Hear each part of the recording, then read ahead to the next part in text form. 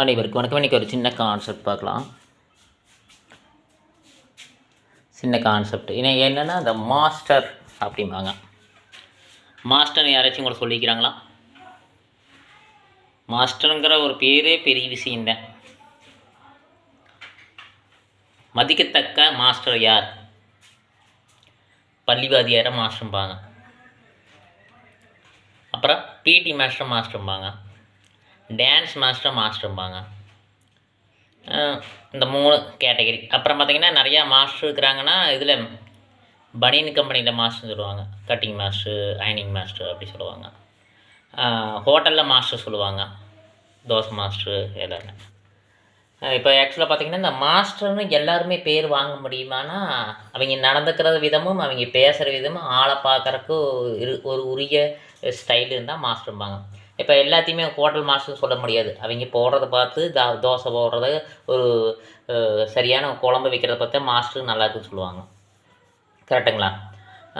ஆக்சுவலாக பார்த்திங்கன்னா அப்புறம் பார்த்திங்கன்னா டான்ஸ் மாஸ்டர் ஆடுறத பார்த்தா சொல்ல முடியும். டான்ஸ் ஆடுறத பார்த்தா சொல்ல முடியும். பிடி மாஸ்டர் பிடி சொல்லிக் கொடுக்குறத பார்த்தா மாஸ்டர் சொல்ல முடியும். பார்த்தா ஒரு சிலருக்கு அத்லெட்டர் மாதிரி இருக்குது. அவங்க இப்போ நடக்கிறது ஸ்போர்ட்ஸில் நடக்கிற மாதிரியும் இருக்கிற பிடி மாஸ்டராக இருக்குமோன்னு நினைக்கலாம். வாதியாரா அப்படின்னு கணிக்கிறது ஒரு சிலர் பார்த்தாவே இன் பண்ணிவிட்டு நல்லா நீட்டாக இருந்தால் வாதியாரும்பாங்க. அது மாஸ்டர்னு சொல்லுவாங்க. இந்த மாதிரி யாராவது நீங்கள் பேர் வாங்கிக்கிறீங்களா? நான் வாங்கிக்கிறது உண்டு. என்னை பார்த்தீங்கன்னா ஆக்சுவலாக இன் பண்ணாவே மாஸ்டர் தான் சொல்லுவாங்க. எந்த ஸ்கூல் ஒர்க் பண்ணுறீங்கன்னு நிறைய பேர் கேட்பாங்க. நம்ம இப்போ நிறைய பேர் இன்ஸ்டாலையும் கூட கேட்டுருக்கீங்க, எங்கள் வாதியாரான்னு கேட்டிருக்கீங்க, நிறைய பேர் கேட்டிருக்கீங்க. என்னை நிறைய பேர் கேட்பாங்க, சொல்லுவாங்க.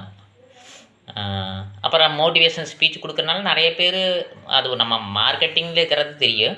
மோட்டிவேஷன் ஸ்பீச் கொடுக்குறனால நிறைய பேர் மாஸ்டர் இருப்பாரோ அப்படின்னு கூட நினைக்கிறாங்க. நல்லதான், ஒன்றும் பிரச்சனைனா மாஸ்டர் கிடையாது. நான் மார்க்கெட்டிங் சம்மந்தப்பட்ட ஆள். என்னோடய கூட இருந்தவங்க நான் அத்லெட்டிக் ஸ்போர்ட்ஸில் இருந்தங்காட்டி படிக்கும்போதே பிடி மாஸ்டர் ஆவான்னு சொல்லிக்கிறாங்க. நம்ம இப்போ வெளி ஈவெண்ட் நடத்தும் போதெல்லாம் போய் ஒரு ஈவெண்ட் நடத்தணும்னா நடத்துறது பார்த்தே மாஸ்டர் எந்த ஸ்கூலில் பிடியாக ஒர்க் பண்ணுறீங்கன்னு தான் கேட்பாங்க. இப்போ வரைக்கும் ஏதோ ஒரு ஊரில் விளையாட்டு போட்டி ஏதோ ஒன்று நடத்தும்போது நிறைய நடத்திக்கிறேன். எங்கே நடத்தினாலும் எங்கே ஸ்கூலில் பிடி மாஸ்டராக இருக்கிறீங்களான்னு கேட்பாங்க. இன் பண்ணிவிட்டு நீட்டாக இருக்கும்போது எந்த ஸ்கூலில் மாஸ்டர்னு கேட்பாங்க. விசில் போட்டு கழுத்தில் விசில் போட்டு போய் நின்னாலும் சரி, ஒரு விளையாட்டு நடத்தினாலும் சரி, எந்த ஸ்கூலில் பிடி மாஸ்டர் ஆக்குறான்னு கேட்பாங்க. இது நம்மளோட கேட்டகரியில் எப்பவுமே இருக்கக்கூடிய ஒரு விஷயந்தான், சரிங்களா? அது பிறப்பிலே வந்ததுன்னா விளையாட்டுங்கிறது பிறப்பிலே வந்த மாதிரி தான். நம்மளுக்கு எப்பவும் ஃபிட்டாகவே நம்மளோட உடம்பை எப்பவுமே வச்சுக்குவேன் நான். அதனால் அப்படி தெரியுது. அது 2 பேரும் வாங்குறது பெருசுதான். ஒன்றா பள்ளிவாதியார் மாஸ்டருங்கிற பேரும் வாங்குறதும் பெருசுதான். அப்புறம் பார்த்திங்கன்னா பிடி வாதியாருங்கிற மாதிரியும் பெருசுதான். நம்ம ட்ரெஸ்ஸிங் சென்ஸு கரெக்டாக இருக்கிறனால பள்ளிவாதியார் மாதிரி இருப்போம். கரெக்டுங்களா? அது போக நம்ம ஆர்கனைசர், ஒரு ஈவெண்ட் நடத்துறது, ஒருங்கிணைப்பாக நடத்துறதோ, எல்லாத்தையும் வர வச்சு அவங்ககிட்ட பேசுகிறது எல்லாமே பண்ணுறதுனால அது அப்படியே உடம்புல செட் ஆகிட்டு பொறுமையாகவும் நிதானமாகவும் நேர்த்தியாகவும் கரெக்டாகவும் இருக்கணும். ஏன்னா எல்லாத்தையும் நம்மளை யாரும் கிண்டல் பண்ணக்கூடாது. நம்மளை யாரும் கிண்டல் பண்ணால் அந்த இதில் நிற்க மாட்டேன், நான் விலகி வந்துடுவேன். ஏன்னா அது எனக்கு பிடிக்காதா, எனக்கு குறை சொல்கிறாங்களா, எனக்கு தப்பு சொல்கிறாங்களா அப்படிங்கிறது இல்லை. நம்ம சொல்கிறது புரியாமல் திருப்பி நம்மகிட்ட பேசுவாங்க. அதுக்கு நம்ம பதில் சொல்ல முடியாது. பதில் சொன்னாலும் கரெக்டாக கவனிக்க மாட்டாங்க. அந்த நேரத்தில் என்னடா பண்ணுறதுன்னு விலகி வர்றது. அவங்ககிட்ட போய் கோவப்பட்டு, அவங்க நம்மகிட்ட கோவப்பட்டு, நம்ம அவங்ககிட்ட கோவப்பட்டு, அவங்க நம்மகிட்ட கோவப்பட்டு, இந்த தன்மையும் விலகிற தன்மையும் ஒரு மாஸ்டர் மாதிரி தான் நம்மளை சித்தரிக்கும். இங்கே நானுன்னு இல்லை, ஒவ்வொருவரும் தெரிஞ்சுக்குங்க.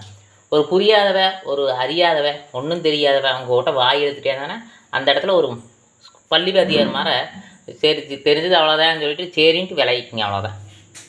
நான் மட்டும் இல்லை, எல்லாருமே அந்த மாதிரி விளைவிக்குங்க. அப்போ உங்களுக்கு ஒரு நல்ல ஒரு மரியாதை இருக்குது. திடீர்னு கோவப்பட வேண்டாம். இந்த கடை வச்சுக்கிறீங்களெல்லாம் மேக்ஸிமம் பார்த்திங்கன்னா ஓனரோ மேலதிகாரியோ இல்லை யாராக இருந்தாலுமே ஒரு கஸ்டமர் உங்களுக்கு தெரியும் எல்லாத்துக்குமே. இது நம்ம சொல்லணுங்கிற அவசியம் கிடையாது. சத்தம் வேண்டாம்.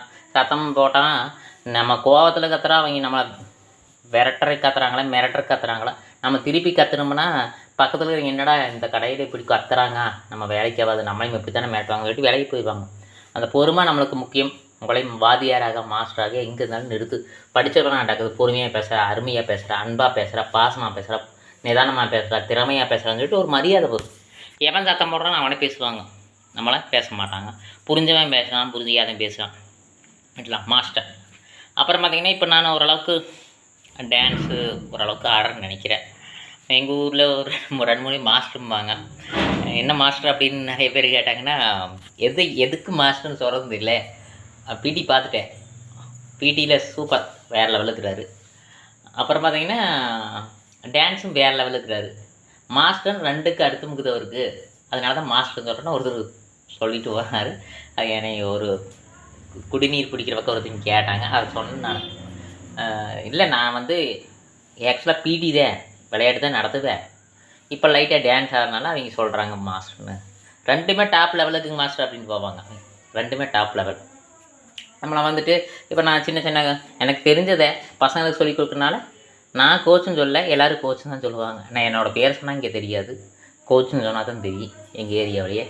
சின்ன சின்ன பசங்களுக்கு மோட்டிவேஷன் எனக்கு தெரிஞ்ச சொல்லித்தரேன். வேறு நமக்கு தெரியாதெல்லாம் எப்பவுமே சொல்ல மாட்டேன். தெரியாது தெரியலின்றுவேன்.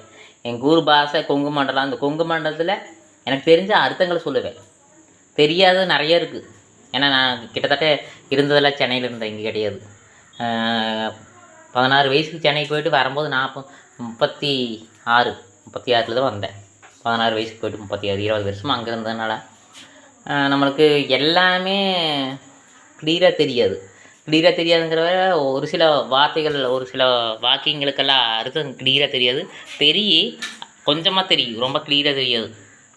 கிளியராக தெரியலன்னா நான் அந்த அர்த்தத்தை சொல்ல மாட்டேன் விரிவாக. ஏன்னா நம்ம மண்டையில் ஏறணும், நல்லா யோசிக்கணும், அதில் என்ன அர்த்தம் புரிதலை ஏற்படணும், அதை நான் அனுபவப்பட்டிருக்கணும், அடிபட்டிருக்கணும். அதன்படி தான் நான் அதில் புரிஞ்சதை வச்சு தான், தெரிஞ்சதை வச்சு தான் அதை விளக்கமாக தெளிவாக சொல்ல முடியும். எல்லாத்தையுமே எடுப்பில் நான் இதாக அர்த்தம் நான் சொல்ல மாட்டேன். எப்பவுமே ஒரு விஷயத்தை இதுதான் அர்த்தம், இப்படி தான் அர்த்தம் சொல்லவே மாட்டேன். ஏன்னா ஒரு வாக்கியத்துக்கு எங்கள் ஊர்லேயே 4-5 அர்த்தம் இருக்குது. அதை 7 கிலோமீட்டருக்கு ஒரு அர்த்தம் வித்தியாசமாக இருக்குது. தெரியும் நிறைய பேருக்கு, ஒரு சிலருக்கு தெரியாது. நம்ம சொல்கிறதுலையே நம்ம மாஸ்டர் ஆக்கப்படுவோம். நம்ம ஏதோ ஒரு விஷயங்கள் தெளிவாக விளக்கமாக சொல்லும் போது ஒரு மாஸ்டர் ஆக்கப்படுவோம். அதை பக்கத்தில் இருக்கிறவ இது என்ன இதுக்கெல்லாம் அர்த்தம் சொல்கிறானான்னு சொல்லுவேன். அவனவே நீங்கள் திருப்பி உங்கள் ஃப்ரெண்டை போய் திருப்பி சொல்லுங்கள், தெரியாது. அது கிளியராக தெளிவாக நான் எல்லாத்துக்கும் புரியும்படி சொல்ல முடியுமா? உங்கள் கிட்ட அர்த்தம் சொல்லுவேன். ஒரு வீடியோ பேச சொல்லுங்களேன், அந்த வீடியோ எப்படி பேசணும்னு தெரியாது. ஒரு சிலருக்கு வீடியோ எப்படி பேசணும்னு தெரியாது. எது நெப்பு, எது கடைசி, எது தொடக்கம், எது முடிவுனே தெரியாது. அப்படித்தான் நிறைய பேர் இருக்கிறாங்க. என்ன பேசுறது வீடியோவில் அப்படின்னுப்பாங்க. நீ பேசி அவ்வளோ அனுபவப்பட்டு அவ்வளோ இது பண்ணியிருப்ப, உன்னை வந்து சர்வசரமாக தூக்கி பேசுவாங்க. அவனை ஒரு வீடியோ போட சொன்னால் போட தெரியாது, அறுதும் கேட்ட சொல்ல தெரியாது, ஆட சொன்னால் ஆட தெரியாது, பாட சொன்னால் பாட தெரியாது. ஒன்றுமே தெரியாமல் உன்னை 1008 கழுவி ஊற்றுவேன். அவன் மாஸ்டராக பார்க்க மாட்டாங்க. எப்பவுமே அவனை கழுவி ஊற்றிட்டே போவாங்க.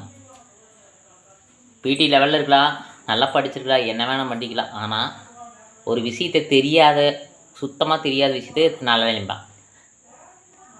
நல்லா இருக்குதுன்னு சொன்னான்னா ஓகே, நல்லா இல்லைன்னு சொன்னால் அதை திருப்பி அவங்கள செய்ய சொன்னாங்கன்னா ஒருபோதும் செய்ய மாட்டாங்க. அவங்க மாஸ்டருங்கிற லெவலில் வர முடியாது. மாஸ்டர் என்பவர் மரியாதைக்குரியவர். எந்தெந்த மாஸ்டராக இருக்கிறாங்க, ஒரு ஹோட்டல் தோசை மாஸ்டருக்கு நல்ல மரியாதை, டான்ஸ் மாஸ்டருக்கு மரியாதை, ஒரு ஐடியில் மார்க்கெட்டிங்கில் அதில் ஒரு மாஸ்டராக இருப்பாங்க, ஒரு வாத்தியார் இருப்பாங்க, அதுங்களுக்கும் மரியாதை. ஐடி ஜாபில் அங்கே ஒரு ட்ரைனிங் கொடுப்பாங்க, அதுவும் மாஸ்டர் தான், அவங்களுக்கும் மரியாதை பயங்கரமாக. சாஃப்ட்வேர் இன்னும் பல ஐடி கம்பெனி, நிறைய கம்பெனிகள் இருக்குது. நிறையா ஒரு சாஃப்ட்வேர் கம்பெனி, பெரிய பெரிய ஐஐடி நிறையா ஒர்க் இருக்குது. அதுலெல்லாம் மேல் போஸ்டிங் இருக்காங்க, மாஸ்டர் தான். தனி மரியாதை இருக்குது. ஒரு கோட்டு போட்டால் தான் மாஸ்டருங்கிறாரு. இது அவங்க பேசுகிற வார்த்தைகள், அவங்க பேசுகிற விதம், பொறுமை, எந்த நேரத்தில் எப்படி பேசலாம், எப்படி மடக்கி பேசலாம், எப்படி அது கரெக்டாக பேசலாங்கிறத கிளியராகவும் தெளிவாமல் இவர்கிட்ட பார்த்து தான் பேசணும். மாஸ்டர் பேசுகிறாரு, மரியாதை தானாக வரும். எல்லா துறையிலும் இருக்குதுங்க, இந்த துறையும் இல்லை, எல்லா துறையிலும் மாஸ்டர் இருக்குது. இன்னும் பள்ளி வாத்தியார் ரொம்ப என்னையுமே ஒரு 2-3 பேர் மாஸ்டர் சொல்கிறாங்க. நான் அதுக்கு தகுந்த மாதிரி பேசுகிறேன். நானும் வந்து பார்த்திங்கன்னா கிண்டல் பண்ண விலைக்கு போயிடுவேன். சும்மா அவங்களுக்கு எல்லாம் எக்ஸ்பிளைன் எல்லாம் பண்ண முடியாது, நோண்டிகிட்டே இருப்பாங்க. இப்போ நம்ம இன்ஸ்டாவிலையும் கூட பார்க்குறாங்க, நிறைய பேர் வீடியோ அனுப்புகிறீங்க, ரீல்ஸ் பார்த்துட்டு டிஎம் வரீங்க. தயவுசெய்து உங்களோட பேரை ஃபஸ்ட்டு எனக்கு கொஞ்சம் சொல்லுங்கள், உங்களை பற்றி சொல்லுங்கள், விரிவாக சொல்லுங்கள், என்ன எதுக்கு பேசணும்னு சொல்லுங்கள். அப்புறம் கால் பண்ணி பேசலாம். ஏன்னா ஹாய் அண்ணா உங்களோட பேசுதா, ஹாய், நான் பெரிய ஆள் கிடையாது பேசுகிற அளவுக்கு. என்ன வேண்டி பேசுகிறோம், என்ன ஏதுங்கிறத கிளியராக கொஞ்சம் சொன்னீங்கன்னா அதுக்கு தகுந்த மாதிரி பேசலாம், அவ்வளோதான். ஏன்னா இதில் பேசுகிறதுக்கு ஒன்றும் இல்லை. ஏன்னா நம்மளுக்கு நாளைக்கே போயிட்டே இருக்குது, டைம் போயிட்டே இருக்குது, யார் என்னன்னு தெரியாமையே பேசக்கூடாது. அதுக்குனால சொல்கிறேன். எல்லோரும் மாஸ்டர், எல்லாம் பொறுமையாக இருங்க, எல்லோரும் மாஸ்டர். நன்றி.